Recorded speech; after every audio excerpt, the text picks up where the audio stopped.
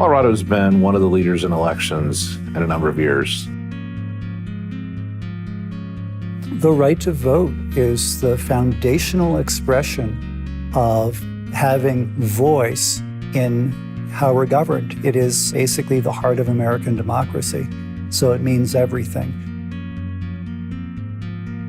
The work that Colorado is doing on risk limiting audits is critically important to the elections community across the United States. Risk limiting audits are important because we can conduct a post-election audit that gives a statistical level of confidence that the outcome of the election is correct.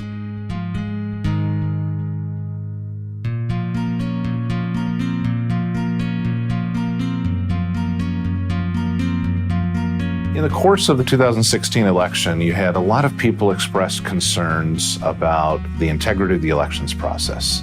And Colorado had already adopted risk-limiting audits going forward. It's an important step in assuring people that the votes that were cast were counted accurately and reported accurately. People need to have confidence in the elections process. It is the basis of the democratic republic in which we live, and so it plays a critical role in providing that assurance to every Coloradan and frankly every American that our elections are run well here in the state of Colorado. Having confidence in our election process is what allows for our peaceful transition of our leadership positions, and that makes us pretty unique, and I want to make sure we keep that going, especially in the climate that we're currently in.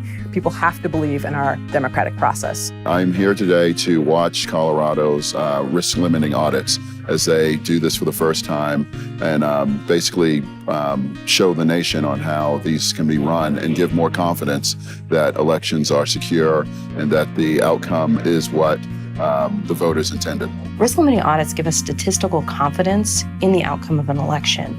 And so that helps insulate against allegations that someone or anyone could have tampered with the results of an election. It helps us prove with statistical confidence that no one did. As election officials are faced with a new threat environment with nation-state actors attempting to meddle in the elections process, having a good, efficient, secure auditing process is critical to ensuring voter confidence and providing candidates with the information that they need to know that the winner is the winner and that the loser is the loser.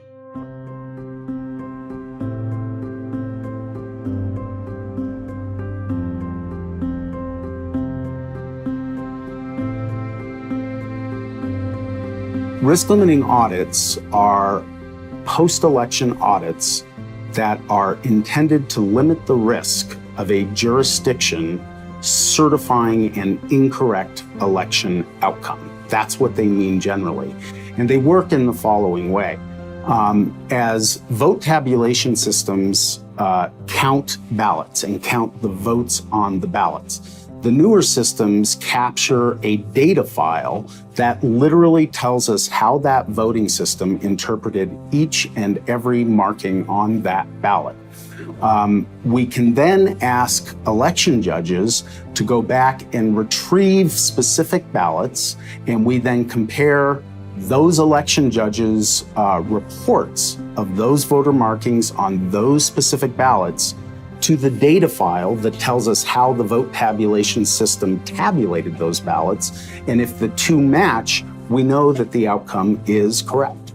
An RLA is a very carefully worked out way to quantify how much work we have to do in order to get the confidence that we're looking for. People wonder, how is it conceivable that by looking at 25 ballots from a county, you could confirm the outcome of an election that had 100,000 votes cast or something like that? Like, don't you have to look at 5% of the ballots or 10% of the ballots or something like that? How can you do with such a small fraction? And the best analogy for that I can come up with is tasting soup. So you have a pot of soup and you want to know if the soup is too salty. So how do you tell? You stir up the soup thoroughly and you take a tablespoon and you taste a tablespoon. And if you stir the soup thoroughly and take out a tablespoon, that's a random sample of soup. That is a mechanical way of drawing a random sample. A tablespoon's enough, and it doesn't matter whether it's a 1 quart saucepan or a 50-gallon cauldron of soup. It's not, you don't need to taste a given fraction of the pot. You need to stir it really well and take a sample of adequate size. And adequate size is not a fraction, it's an absolute amount.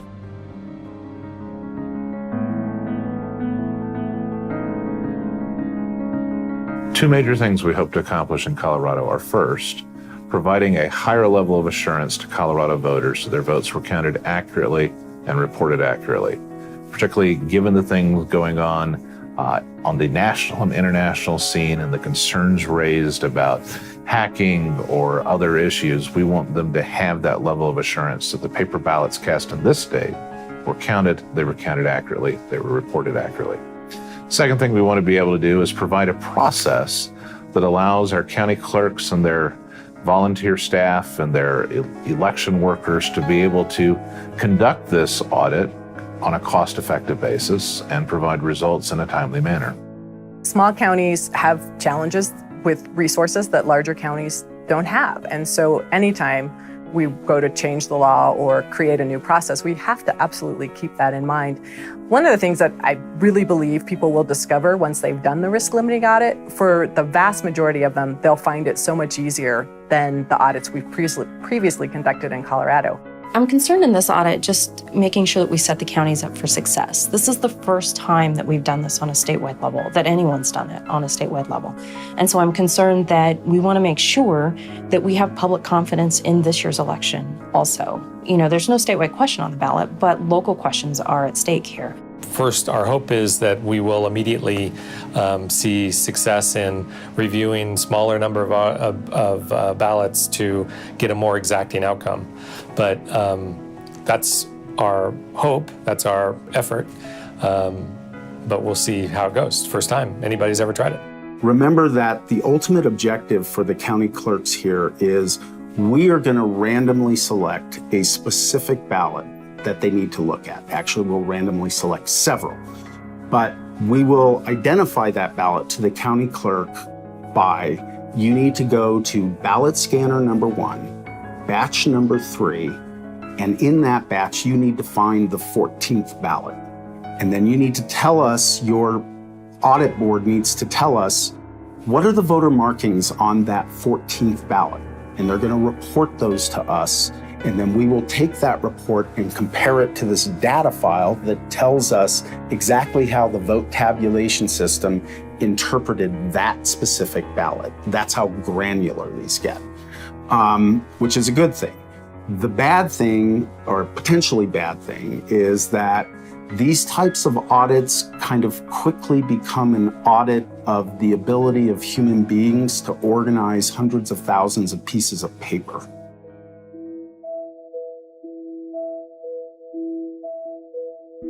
When I first became clerk back in 2000, after being elected in 2006 and starting in 2007, we had a very active community that had been looking at audits for some time and had approached me about what more we could do in our county. And so that was really what started it. We looked into how audits could be more statistically valid, as well as really getting to audit election night results, as opposed to our current audit, which was really where we rescanned ballots and audited them at the time of scanning. And so that really appealed to me. So the Election Assistance Commission's involvement in the RLA was that the EAC actually gave Colorado a grant back in 2011 to pilot risk-limiting audits in Colorado. And it was sort of the beginning part of this project that kind of culminates here with risk-limiting audits across the state of Colorado here in 2017. In 2013, the Colorado Department of State approached me about conducting a risk-limiting audit pilot along with them so that we could start to nail down processes and procedures to be able to launch this statewide, which was a legislative mandate. I wrote the law with my county clerk association, and we passed a law in 2009 to make risk-limiting audits have to be implemented in Colorado. We gave some time to do that. We thought we could get it done in 5 years, but here we are actually now in 2017 and making that 8 years later. And now we're actually implementing it. It's pretty exciting. The road to this point has been a long one, a tedious one, a very detail-oriented one. We initially had all the work to get a law passed initially to authorize or to require RLAs, and then they had to work to get a voting system that would actually generate the kinds of records that are needed to do an RLA efficiently. And then we had to get that voting system adopted throughout most of Colorado so that all the counties could participate in an efficient way. And then we had to work with the experts, the statisticians and others to come up with algorithms. I was really surprised yesterday to hear Dwight Shellman from the Secretary's office say that his entire last year has been spent doing RLAs. Wow, that's a lot of time and commitment to make this thing happen.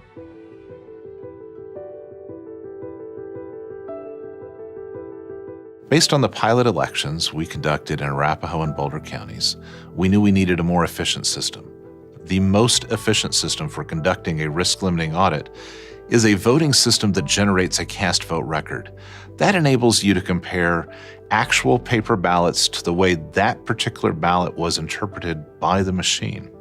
None of Colorado's voting systems allowed a cast vote record to be generated, so we knew we needed a new system. I formed a public committee that included election experts and officials and citizens to come up with what should this new system be in Colorado. After an extensive public process, they made their recommendation, the Dominion voting system, which I adopted. That system then allowed a cast vote record to be generated so that we could actually conduct an efficient risk-limiting audit. Counties have funding struggles, and so I worked to help provide some of the funding those counties needed to adopt the new system. And by 2017, 54 of Colorado's 64 counties had adopted the new system that permitted that cast vote record. In 2017, we began the next step, which is to form a committee seeking input as to how this risk-limiting audit would actually be conducted. We included people from across Colorado and frankly across the country. We had statistical experts, we had election administrators, we had activists, and they were all part of that process. After a number of meetings, there were a couple major conclusions they reached. The first is that you wanted a division of power. And so the Secretary of State would centrally administer the risk-limiting audit, but our local clerks and their bipartisan audit boards would be the ones doing the actual comparison of the ballots to the cast vote record. The second conclusion was that in order to do this efficiently, a software tool needed to be developed to allow that data to be collected, parsed, and analyzed. Once we had the recommendations of the working group, we then had to do a number of things simultaneously. First, we had to develop the formal rules to implement those recommendations.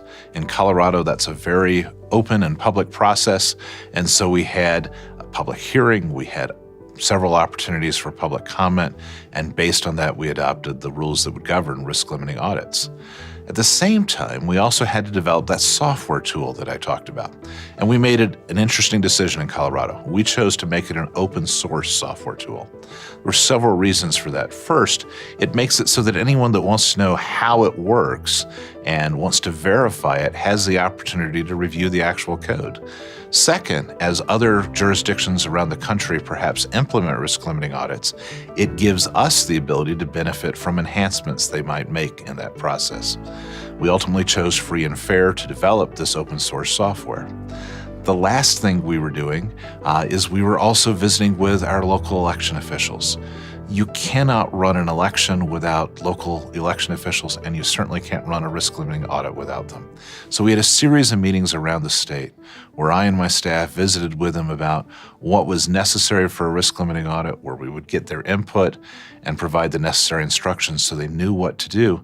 And in some cases, knowing what to do meant they had to change processes that had been in place for a number of years.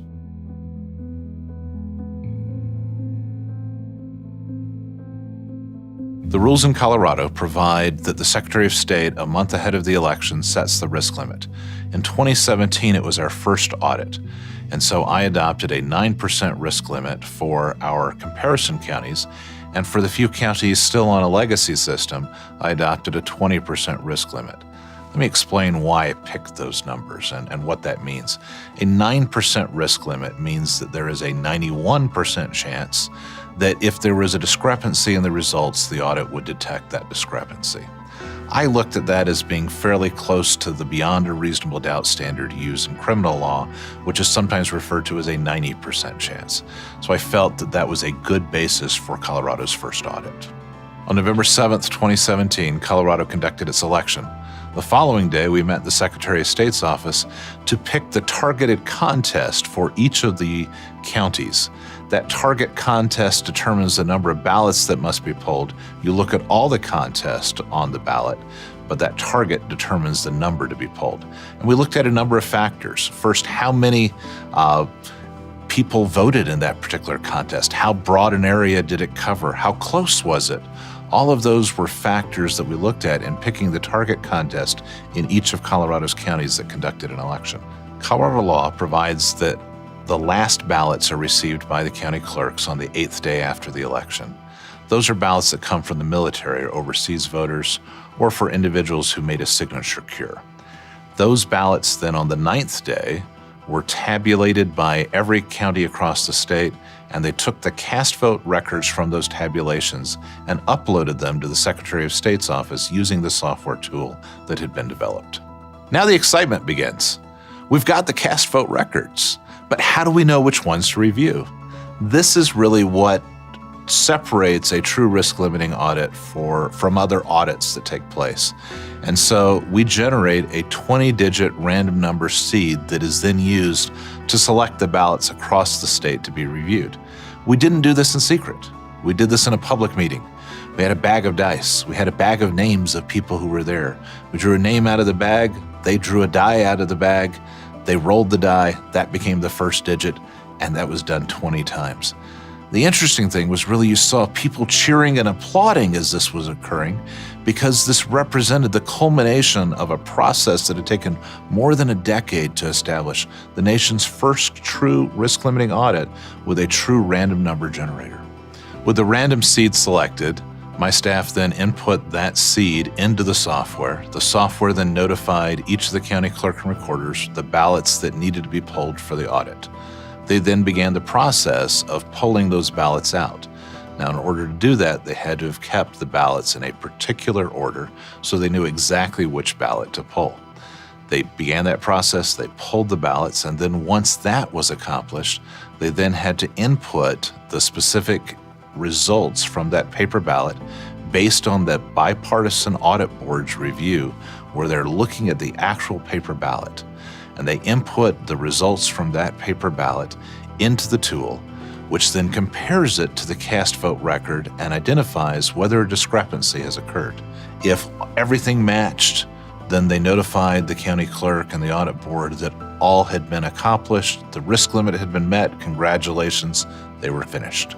If there were some discrepancies, the audit would then go to a second round, and a second set of ballots would be selected that the audit board would then input.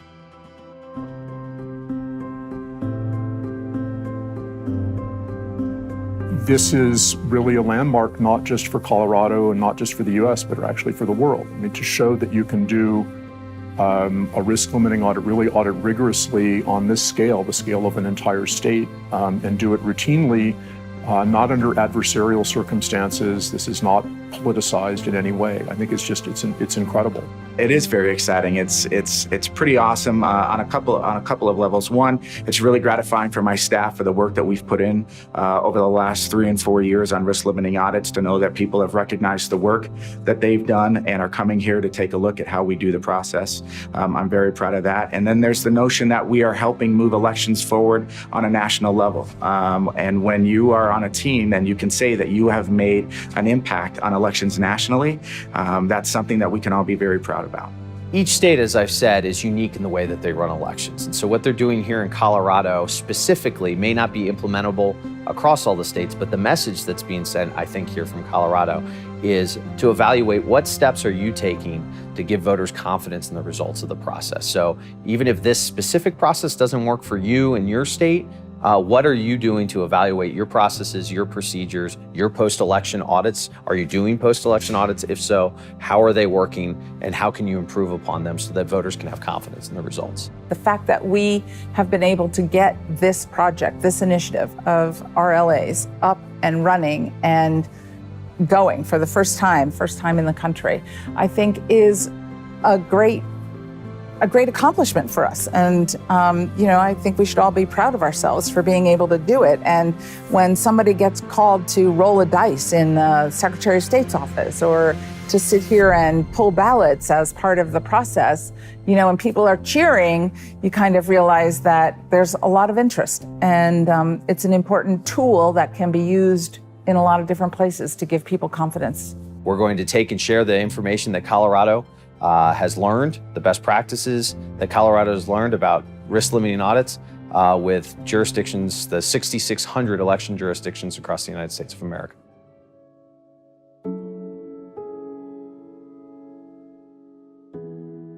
From talking to colleagues around the country, people involved in election processes, I think people around the country realize and recognize that Colorado is consistently trying to make improvements in the process. So we are a beacon rather than a microscope.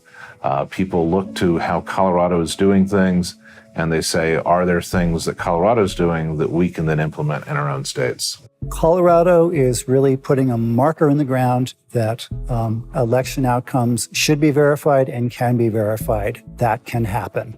As far as the tabulation, which has been a big problem, black box, ballots go in, who knows what comes out. So Colorado is setting a new standard for making sure that the winners actually got more votes. It's going to take more work even in Colorado, but parts of that model can roll out to other states really quickly. Lots of states will have to take different specific approaches. Some states are going to need whole new voting systems. They have systems that don't even produce paper ballots that can be audited. So there's a lot of work. But when you see it being done, whatever is possible. I think it's really going to give a lot of election officials around the country encouragement. This is doable. We could do this. It's not just some crazy idea.